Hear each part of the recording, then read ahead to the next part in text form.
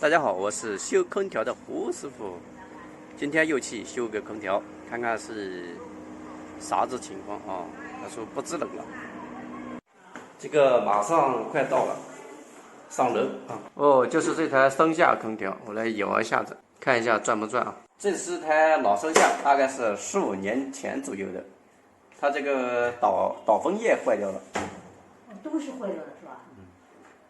它这个呢是运转大概10分钟左右，那内机自动停机，也没有冷气了。刚才冷气是很好的，刚才冷气特别好，现在一点冷气没有，内外机都停掉了。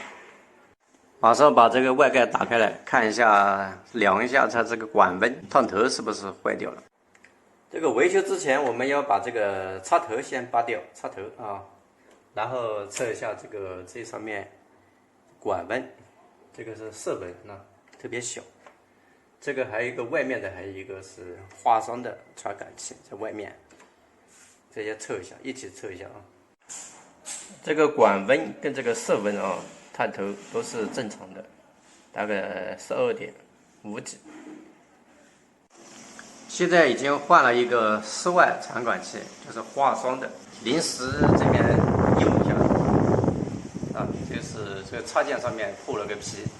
然后装了一个4K 的电阻，这个感温探头，现在制冷一切正常，不知道10分钟过后会不会停？不会停的话，证明这个已经坏掉了。刚才量的阻值才有3点几，这个是大概20分钟没有停机，哎，这个非常冷，有点受不了。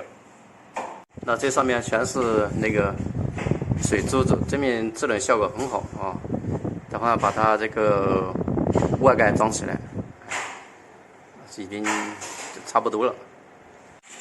这个空调已经开了，我们再试个大概15分钟左右。如果可以的话，证明这个问题已经解决啊。我们在这边休息一下。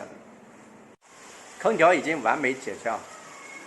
本期视频就和大家分享到这里。如果喜欢我胡师傅的，麻烦点个关注或者转发啊，收藏，谢谢大家，我们下期再见。